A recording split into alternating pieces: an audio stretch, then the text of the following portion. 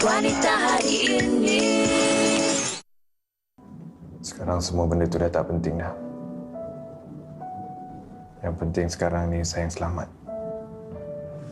Abang, please. Kalau betul-betul abang sayang saya dengan anak-anak, tolong jangan jual galeri itu. Saya nampak sendiri abang susah payah nak dapatkan galeri itu balik. Tolong jangan jual. Kalau betul Allah kata umur sayang setakat ini, saya redha Allah yang terima. Tolong jangan jual galeri itu. Saya jangan cakap macam tu. Kita jangan putus asa. Saya yang kena kuat. Kena kuat demi abang. Demi Syifa, demi Haikal.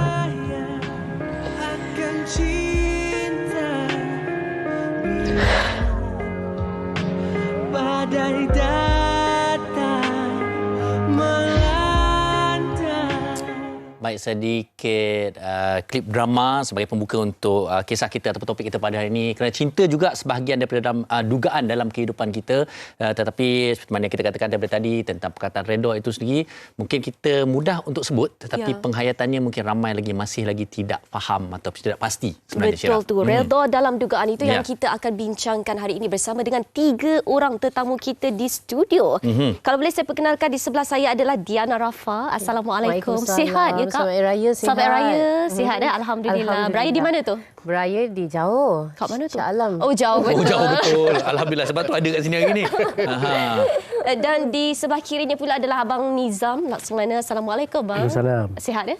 Alhamdulillah. Sihat. Alhamdulillah. Dan kanan sekali, sigak tampan lagi bergaya di situ adalah Ustaz Jazlan Abdullah selaku pendakwah bebas. Assalamualaikum, Ustaz. Waalaikumsalam warahmatullahi wabarakatuh. Dengan kabarnya belum balik kampung lagi untuk raya ni? InsyaAllah hari petang ni insyaAllah kita balik. Semalam sibuk Ustaz Ya, sibuk. Okey. Baik Ustaz. Okey. Tadi kita dah sebut tentang redha ni sebenarnya. Redha ni orang boleh sebut, tapi dia sebenarnya satu tahap penerimaan, satu tahap keikhlasan yang paling tinggi saya rasa Ustaz. Jadi boleh ulas tentang perkataan redha ni sendiri. Baik, bismillahirrahmanirrahim. Assalamualaikum warahmatullahi wabarakatuh. Muslim-muslimat sedang menonton, Abang Nizam, Kak Linda. Diana. Muka lebih kurang lah. Saya pun selalu keliru. Saya ingat tak? Saya ingatlah Farid. Farid. Kau macam aku banyak makan daging. Okey. Silakan. Baik. Bila sebut tentang redha ni, sebenarnya satu sikap penerimaan apa juga kurniaan daripada pencipta, yakni daripada Allah, sama ada kita gembira ataupun memedihkan hati kita. Itu dah makna kita kena terima. Sebab apa? Dalam hidup ni kita kena faham satu perkara, satu konsep dalam hidup ni. Allah kurniakan kita banyak perkara. Tapi dalam kurniaan tersebut Allah sulamkan kita dengan ujian. Sebab apa Allah buat begitu? Sebab Allah nak nilai kita sama ada kita menjadi hamba Allah yang bersyukur, dan Allah nak nilai kita ni antara kita sama ada kita ni redha tak apa yang telah Allah berikan kita kepada Allah berikan perkara itu kepada kita. Sebab tu apa juga dalam hidup, Allah beri kita pasangan, Allah beri kita harta, Allah beri kita apa juga. Tapi dalam hal yang demikian tu Allah akan selitkan atau sulamkan dengan ujian untuk kita menjadi hamba Allah yang lebih bertakwa kepada Allah. Masya-Allah. Baru kita tahu, sebenarnya ini kurniaan daripada Allah. Satu, ini Allah berikan kepada kita untuk apa? Untuk kita bersyukur. Pada masa sama juga kita ada tanggungjawab. Dan pada masa sama juga kita macam mana kita nak menguruskan dia itu apa? Takdir, dan nak menguruskan dia itu apa? Ujian yang Allah berikan kepada kita. Sebab itu redha itu salah satu sifat yang mesti ada pada kita ni. Kerana apa? Untuk jadikan kita ni hamba yang bertakwa dan kita mudah untuk menguruskan perihal kehidupan dalam dunia kita yang kita hidup ni. Bukan mudah tau. Sebab tu memang pening sikit, macam panjang sangat. Senang ajalah. Maksud dia, bila apa juga yang datang kepada itu, kita terima. Baik tak baik itu memang anugerah.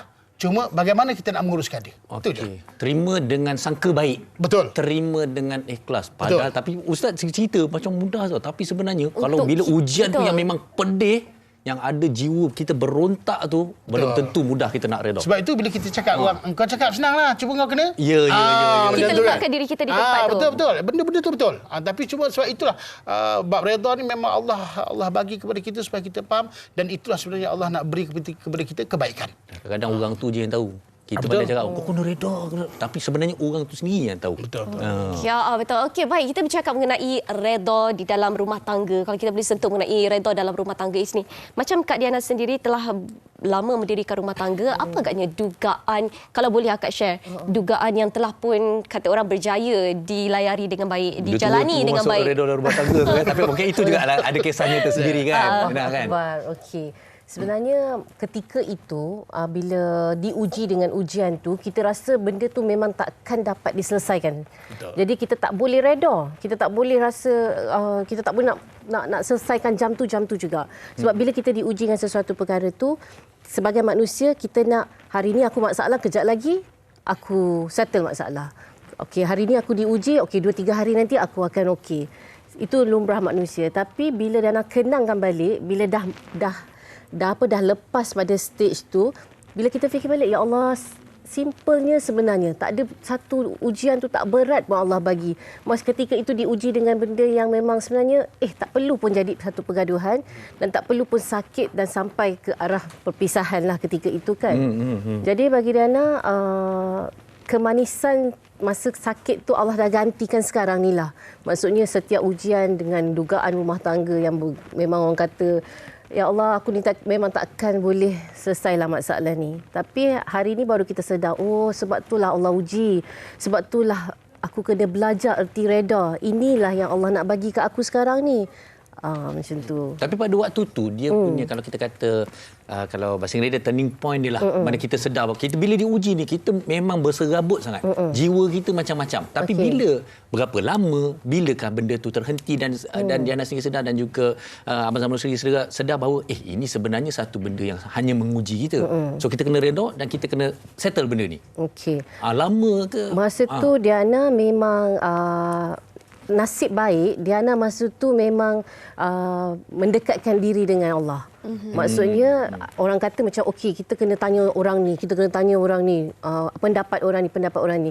Sebenarnya pokok pangkalnya memang kita kena tanya hati kita, dan ketika itu memang kita kena jaga hubungan kita dengan Allah.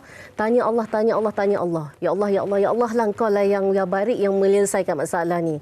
Memanglah kalau Diana cakap ni memang kata senanglah, aku pun buat yang sama. Tapi kita sebagai manusia dalam dugaan tu tengah ada, memang kita kena cari tips. Macam mana aku nak selesaikan ni? Kalau kita nak ada di dalam keadaan tu, masa tu macam Diana nak kena settle dengan Abang Zamrul, benda tu takkan settle. Jadi Diana masa tu, Diana ambil muhasabah diri, Diana larikan diri kejap. Okey, Diana ambil proses bertenang. Memang lagi satu, Instagram ke apa-apa media sosial, memang Diana tak tengok masa tu. Okey, memang tak nak orang call ni, orang ni call, orang ni nak bagi nasihat, orang ni nak. Diana tak nak, Diana tolak sebab aku rasa pokok pangkalnya hati. Sebab bila kita dengar pendapat orang ni cakap lain. Bila pendapat orang ni cakap lain. Tapi ujian masa tu memang Diana ambil langkah. Memang kena cari tips tu. Doa apa, zikir apa. Dan ketika itu juga, masa tu Diana memang mengamalkan zikir-zikir yang kita tengok kat YouTube ke, yang ustaz bagi ke. Dan kita tukar doa masa tu. Okey, sebab masa tu macam kita terlalu cinta dengan seseorang, cinta sangat dengan suami. Jadi ketika tu ada ustaz kata, Diana, you cuba tukar doa you. Ya Allah, biarlah kasih aku, cinta aku kepadamu melebihi cinta aku dari segalanya. Maksudnya bila kita cinta ke Allah masa tu, memang kita dah tak heran lah. Allah, dugaan ni macam tak ada apa pun. Sebab mungkin masa tu Allah dengar, biarlah cinta aku melebihi segalanya kepadamu, ya Allah, daripada cinta aku pada dunia. Jadi penyerahan diri kepada Allah, dia yang menentukan. Okey, antaranya Syirah ada perkongsian. Baik, perkongsian daripada rakan-rakan kita di Facebook kita. Kalau boleh saya bacakan. Daripada Nurul Atilia, katanya, alhamdulillah saya berkahwin pada usia muda, 19 tahun. Muda tu. Kalau nak ceritakan banyak dugaan yang kami tempuh pada masa itu, apa yang penting dalam sesebuah perkahwinan adalah redha. Apabila kita redha dan apa sahaja yang kita buat, insya-Allah akan jadi lebih mudah. Alhamdulillah sekarang usia perkahwinan dah masuk 21 tahun. Wow. Okey. Ada satu lagi. Mari saya pinjam. Saya tak sempat nak buka. Okey, baik. Daripada Halijah, Puan Halijah, terima kasih terus setia bersama kami. Salam sayang semua WC Aktif 3. Hidup ini memang kena redha dengan ujian. Nampak mudah, sebutan reda, tapi saya reda menjaga suami yang stroke sejak 2018, 5 tahun dah. Dan ujian lebih mengeratkan kasih sayang. Ini Puan Alijah. Dan ada satu lagi yang juga cukup menarik sebelum kita tanyakan soalan pada daripada Puan Ija Aurora, katanya sebut tentang reda, memang saya reda, saya dah berkahwin 10 tahun. Allah uji dengan ketiadaan zuriat. Tahun 2019 saya disahkan hamil, masuk kandungan 7 bulan. Allah uji dengan kematian anak kami. Sejam selepas dilahirkan, kemudian 2021 saya hamil lagi, masuk kandungan 7 bulan juga, tiba-tiba jantung anak berhenti dalam kandungan. Allah berat ujian buat kami, moga kami punya rezeki lagi. Sedih tetap sedih, tapi kena reda dengan ujian Allah. Okey, kalau kita sedari daripada apa yang kita kongsikan dan juga apa yang daripada komen-komen sebenarnya kehidupan kita ni, ujian yang diberikan kepada setiap manusia itu berbeza-beza. Dan Allah itu tahu sebenarnya. Betul Ustaz? Jadi mungkin Abang Nizam sendiri mempunyai satu kisah yang tersendiri. Kalau tadi rumah tangga, dan ini mungkin Abang sendiri bersama dengan isteri, mungkin boleh kongsikan bersama kita dan macam mana mencari kekuatan untuk mendapatkan keredaan tentang perjalanan kehidupan ni. Terima kasih Farid. Assalamualaikum warahmatullahi wabarakatuh. Ujian yang agak berat yang abang terimalah sebagai seorang suami ialah pada Januari 2021 apabila isteri didiagnos sebagai ada kanser, breast cancer. Dan daripada situ abang rasa macam satu pukulan hebatlah. Masa tu tak boleh terima lagi lah sebenarnya, kan, sebab kanser ni berat, kan. Kalau biasanya kalau kanser ni orang akan kaitkan dengan kematian, secara mudah hari, kan. Tapi mungkin di situ sedikit demi sedikit bantuan datang daripada Allah. Abang cakap dengan wife, kita kena usaha dulu. Kita jangan serah macam tu saja, sebab hidup ni kita kena terus. Dan bila dah didiagnos sebagai ada sel kanser dalam badan dia, dia dapatkan rawatan di HKL dan bulan 3 kemoterapi. Dan inilah proses yang paling berat dan sakit, kemoterapi ni. Sebelum kemo ni, sel badan dah tak ada lagi, yang baik yang tak baik semua dah mati. Dan rambut gugur. Dan perempuan ni, dia kalau rambut tak ada, satu masalah besar lah sebenarnya. Dan apa yang membuat, bila bangun tidur tengok rambut makin banyak gumpulan rambut, kan. So kata, siap, yang macam ni, jom kita botak. Kan, kita, I botakkan you. Okay. Dia pun, okeylah, jom lah, botak. Abang sendiri yang cukur, punting cukur semua, licin. Lepas tu abang sendiri yang botak sebelah. Untuk dia abang sendiri. Untuk sama-sama rasa. So bila tengok tu, dia pun ada happy, maknanya kita ada dengan dia. And then proses tu berjalan dan semakin berat. Bila kemo tu makin berat, ubat dia makin kuat. Ulcer penuh dalam mulut, tak boleh cakap. Nak cakap, panggil pun tak boleh, macam tu, kan. Jadi itu yang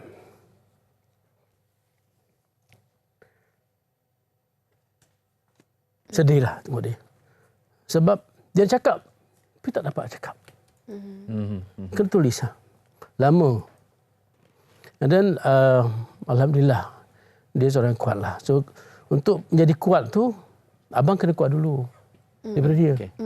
So, abang kumpul kekuatan tu, ini kita boleh lalu. Kan? Ini ujian ni mesti Allah nak bagi yang lain, yang lebih hebat, lebih baik. So, alhamdulillah, bulan 3 2022 dia habis. Bulan dia kemo. Dan dia dah operation, dia buang. Dan operation tu pula abang sendiri yang buat keputusan. Sebab dia, doktor bagi 2 pilihan, sama ada buang semua ataupun dia buang tempat yang tu saja. So abang tanya mana yang the best. Kata yang paling baik buanglah. So abang buat keputusan buang. Kata abang yang buat, bukan dia buat. Sebab abang nak yang terbaik. So abang tak fikirlah soal dia sempurna tak sempurna, abang tak fikir. Yang penting abang tak nak kanser tu ada dalam badan dia lagi. So abang buat dan dia terima, dia terpaksa menerima keputusan abang tu. So alhamdulillah hari ini dengan semangat dia dan dia dah bulan 3 hari dia dah start bekerja. Alhamdulillah. Dia start bekerja dan tapi masih ongoing lah dia perubatan dia tu. So abang belajar situ ialah abang kena belajar kuat mengawal emosi, sebab orang kanser ni emosi tak tentu. Dia boleh marah, dia boleh benci kita, dia boleh diam, dan kalau abang tak sabar mungkin abang boleh bergaduh dengan dia. Dan pernah juga dia tak nak kemo. Sebab sakit. Sebab kemo ni paling sakit. kebanyakannya kalau tak kuat masa kemo lah dia pergi. So ini semua dalam kepala abang sebenarnya. Baik. Jadi alhamdulillah Allah bagi sedikit kekuatan dan dia mampu mengatasi. Tapi walau bagaimanapun dia kena jaga lagi lah. Ya. Mana dalam tempoh 5 tahun dia masih ada lagi ongoing dia punya follow up dengan doktor. Tapi saya kira sebenarnya yang abang sebutkan sabar, kekuatan, itu sebenarnya adalah simbol keredaan sebenarnya yang membawa kepada hikmah pada hari ini. Abang tak fikir redha tak redha, abang fikir ini ujian Tuhan. Kita kena terima. Terima je lah. Betul. Sama ada kita sendiri yang tahu redha tak redha ni. Kan kadang cakap kita redha tapi kita tak redha. Tapi kita buat dia. Kita terima benda tu. So kita jangan jadikan dia satu benda alasan untuk kita menjadikan dia lebih buruk, lebih teruk. Baik. Kan apa pun yang kehadapan kita kena terima. This is real life lah. Okey, baik. Saya suka tadi Abang Nizam sebut walaupun kita berdepan dengan dugaan tapi kita terima dulu dan kita kena usaha dulu untuk kita berdepan dengan dugaan itu. Betul. Ada usahanya sebab untuk kita mencari jalan penyelesaian.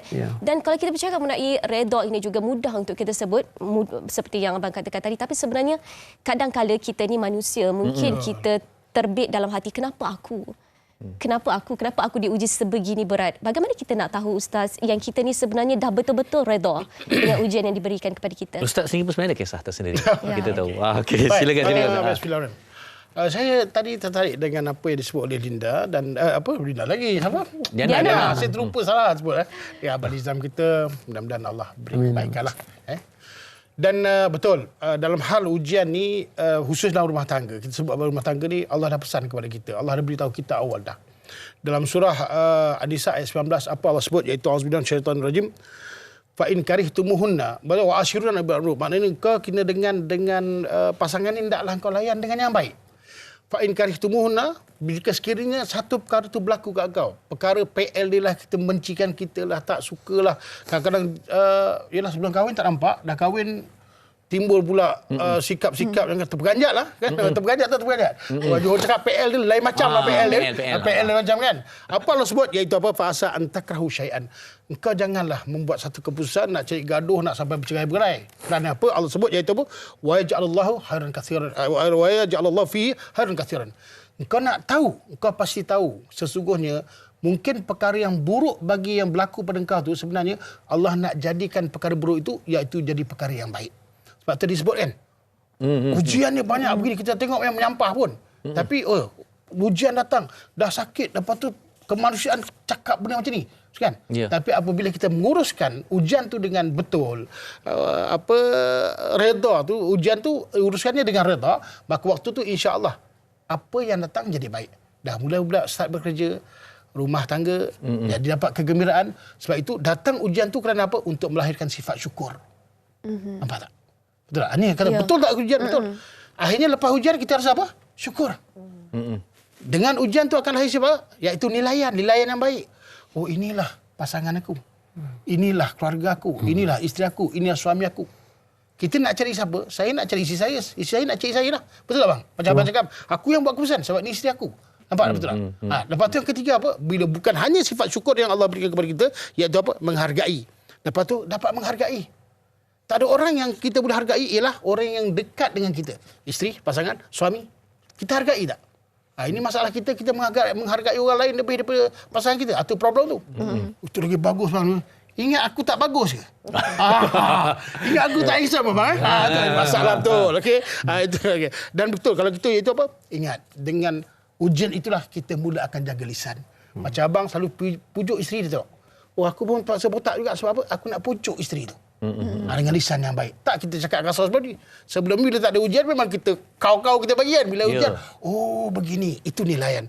Dan akhirnya itu apa? Kalau kita tengok sebenarnya kitalah antara kita kena cipta kegembiraan.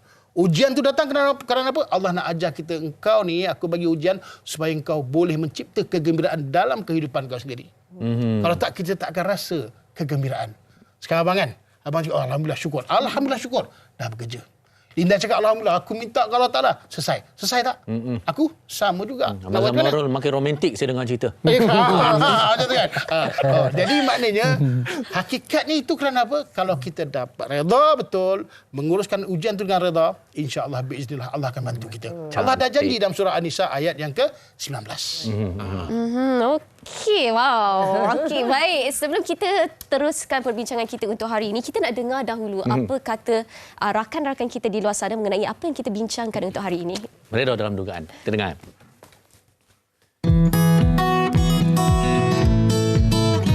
Bagi saya dalam rumah tangga ni, apa yang paling penting adalah bersabar. Macam dalam kehidupan saya sendiri pun, saya pun ada juga rintangan, ada juga masalah. Tapi apa yang saya buat adalah dengan cara fikir balik apa yang suami saya pernah buat sebelum ni, apa sumbangan-sumbangan di dalam kehidupan saya fikir balik. Daripada awal perkenalan sehinggalah sekarang apa jasa-jasa dia terhadap saya akan fikir balik untuk menenangkan diri saya. Kekuatan dalam rumah tangga tu bermula daripada didikan agama.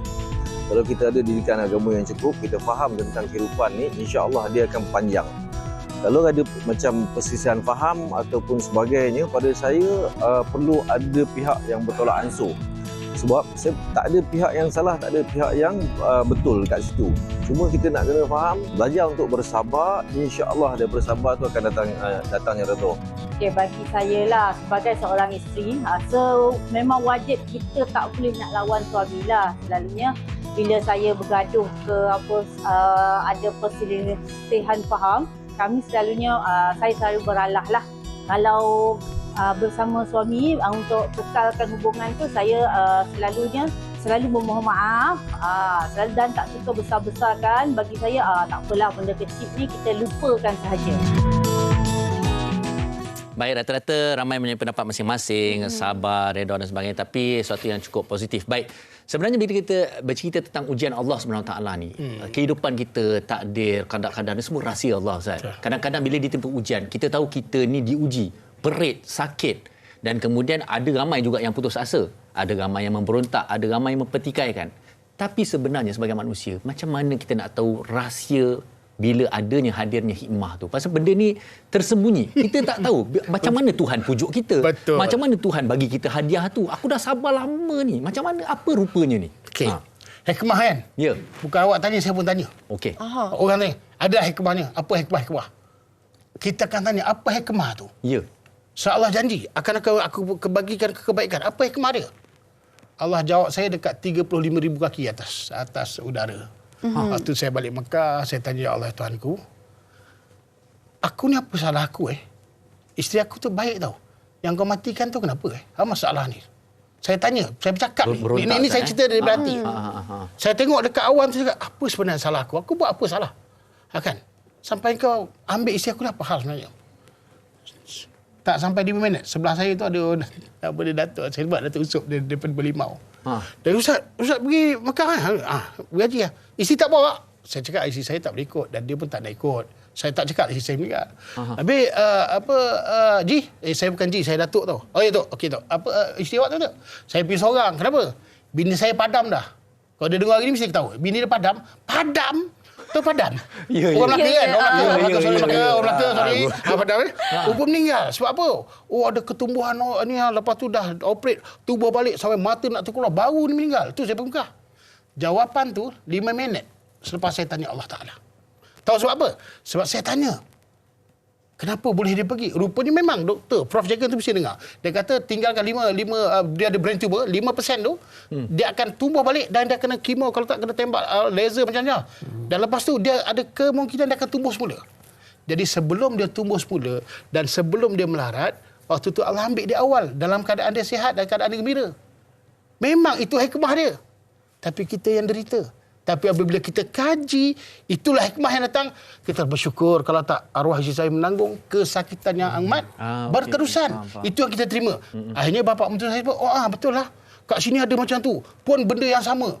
Semua boleh terima sebab apa? Sebab bila kita lalui benda tu, hikmah tu, natijahnya sebenarnya lebih baik daripada apa yang ada kepada kita. Kita nampak hati kita terguris. Tapi sebenarnya apa? Allah nak ubat hati kita dengan apa? Dengan kebaikan apa orang yang kita sayang. Sebab itu ingat, Allah beri kita yang terbaik. Allahus Samad. Allah tempat kita bergantung. Bergantunglah kepada manusia, bergantung kepada dunia, kita akan rasa rugi, kita akan rasa sia-sia dan kita akan rasa hampa lah. Macam ni kan? Apa ujian? Sabarlah, ada hikmah. Apa sabar-sabar? Betul tak? Lebih baik kita doa kepada Allah, tentu Allah Ta'ala akan bagi. Betul bang? Betul. Abang berdoa macam mana? Indah berdoa macam mana? Awak berdoa. Semua kita berdoa. Akhirnya kita hanya bergantung kepada Allah dan Allah Ta'ala lah yang bagi kebaikan. Sebab itu hikmah ni adalah rahsia yang sangat besar yang bila Allah beri ujian, akhirnya Allah datangkan hadiah tu apa kemudian. Saya didatangkan ke ujian yang begitu besar. Akhirnya dapat juga isteri. Dapat juga anak kecil bang. Alhamdulillah. Ada hikmah kan? Macam tu. Allah alam. Dah cerita lebih daripada Allah. Masya-Allah. Tapi bagaimana Tuhan pujuk hati kita pun dengan cara dia tersendiri. 35,000 kaki ke atas tahu. Saya tanya Tuhan. Tapi saya dapat alhamdulillah. Sebab tu saya alhamdulillah syukur. Allah beri jawapan dan saya ya Allah alhamdulillah. Alhamdulillah. Betapa kemanisan itu terselit waktu kita rasa. Apa ujian awak nak cerita ke? Kejap lagi saya kira betapa kemanisan itu terselit sebenarnya kan dalam setiap ujian rumah tangga itu. Dan bercerita mengenai kemanisan dalam dugaan. Saya kira selepas dugaan demi dugaan yang kita dah berjaya atasi, mesti ia merapatkan hubungan suami isteri atau macam mana Diana? Dia punya hikmah dia pula. Macam mana Diana terdetik tu kita nak tahu. Bila juga. duduk kat sini hari ni Diana terasa sangat kedil sebab rasa macam ya Allah malunya duduk di dua insan hebat yang ujian dia yang memang jauh lebih berat daripada apa yang kita rasa. Kan? Kalau masa tu kita rasa ya Allah beratnya ujian aku, beratnya dugaan aku, tapi kita kena pandang juga sebenarnya lebih banyak lagi orang di luar sana yang lebih diuji berbeza-beza kan dengan sakitnya, dengan berbagai-nya. Jadi kalau nak tanya soalan ni, kita ni macam tak rasa malu pula kemanisan-kemanisan ni kan. Okey, sebenarnya rumah tangga punya ujian tu masih ada. Tak adalah orang kata seindah yang kita sangkakan selepas diuji tu kita takkan diuji lagi. Kita takkan ada pergaduhan, takkan ada pertengkaran. Ada, ujian tu ada. Dan sebenarnya benda tu Dana rasa sampai bila-bila pun semua orang akan rasa benda tu. Kalau bahagia selamanya macam tak logik kan. Macam rasa macam takkan berlaku lah pada setiap rumah tangga. Betul, gaduh-gaduh hikmahnya nak je ramai. Hikmahnya selepas kegaduhan tu dapat 2 orang lagi lah. Sampai. Okey, jadi kemanisannya adalah Diana belajar erti sabar. Diana belajar erti kalau tidak dulu Diana punya sifat ni dia cakap Diana lagi 10 kali bercakap. Dengan Abang Zamarul yang macam orang tahu dengan perfectionist dia, dengan OCD-nya perangannya. Kalau dulu kalau bergaduh pasal frame tu sengit, Ma, kenapa frame ni sengit, Ma? Mana ada sengit? Betul lah Mama buat ni apa semua. Tapi sekarang bila, Ma, frame ni sengit. Oh ya ke? Ya Allah, lupalah. Makin kita sengitkan dia. Okeylah, Mama betul lah. Macam itulah kemanisan dia kan. Kalau dulu, Ma, Papa punya makanan tak siap lagi. Ya, kalau dulu, sabarlah. Kejap lah, kan Ma ada syuting ni. Sekarang ni kemanisan dia, ya Allah, Pa, lupalah. Okey, Mama buatlah. Macam itulah kononnya. Tapi Dana belajar rasa macam kalau aku gaduh pun sampai bila takkan selesai masalah ni. Jadi bila Dana buat macam tu sebenarnya Abang Zamarul dia rasa lagi banyaklah perubahan kat bini aku sekarang ni kan. Kalau tak ada kisah dulu takkanlah Diana jadi macam ni sekarang. Betul. Diana mungkin akan jadi takkan matang lah. Itu akan bergolak je sampai bila-bila. Jadi kita harapkan Abang Zamarul menyaksikan pada tengah hari ini kepada isteri tersayang. Baik. Abang Nizam, okey kita dah bercerita ujian juga berbeza-beza, tetapi dalam perjalanan itulah macam abang kata tadi, yang menariknya abang kata tadi saya lalu saja. Saya biarkan ujian itu kita terima saja. Tetapi satu tempoh yang panjang tu bila-bila masa je orang boleh putus asa sebenarnya. Betul. Orang boleh putus asa. Dan apatah lagi sebagai seorang suami, betul tak? Jadi macam mana abang saya nak beritahu tentang satu teknik psikologi, kita selalu self talk. Kita bercakap dengan Tuhan, kita selalu berkelahi ataupun bertanya pada diri sendiri. Betul. Jadi bagaimana abang selalu bercakap dengan diri sendiri, pujuk diri sendiri. Sedangkan nak bercakap dengan orang lain pun kadang tak guna juga kan? Betul. Silakan. Of course lah. Isteri yang give up. Kakak memang banyak kali give up. Dia tak nak buat kemo, dia tak nak buat perubahan. Dia tak mau langsung, dia tersakit. Dia tak tahu, dia tak tahu. Kita tahu ni, kita nampak jaga. Malam tak tidur, kita jaga. Kan? Tak tidur malam, nak menjaga dia beberapa bulan. Dia kata, you mana tahu? Kan? You mana tahu sakit? Dia takkan tahu, dia cakap. So, okey, tak apa. Apa yang abang buat ialah untuk mengadu lah. Abang tak akan menangis ataupun cakap lebih di dalam rumah ataupun tak akan cakap dengan anak-anak. Apa membuat ialah abang akan keluar sekejap bawa kereta dan kereta lah tu abang menangis dan mengadulah, minta Allah bantu bagi abang kuat. Sebenarnya bukan sekali, bukan 2 kali, bukan 3 kali, banyak kali. Sebab itu dia yang memampu. Sebab abang tak boleh nak marah dia sebab dia sakit. Dia tak tahu apa yang dia cakap tu, dia tak tahu sebenarnya. Dia menanggung sakit kemo tu. Kemo ni paling berat lah sebenarnya. Paling berat lah sebab untuk mematikan sel-sel kanser tu. So yang menjadikan abang boleh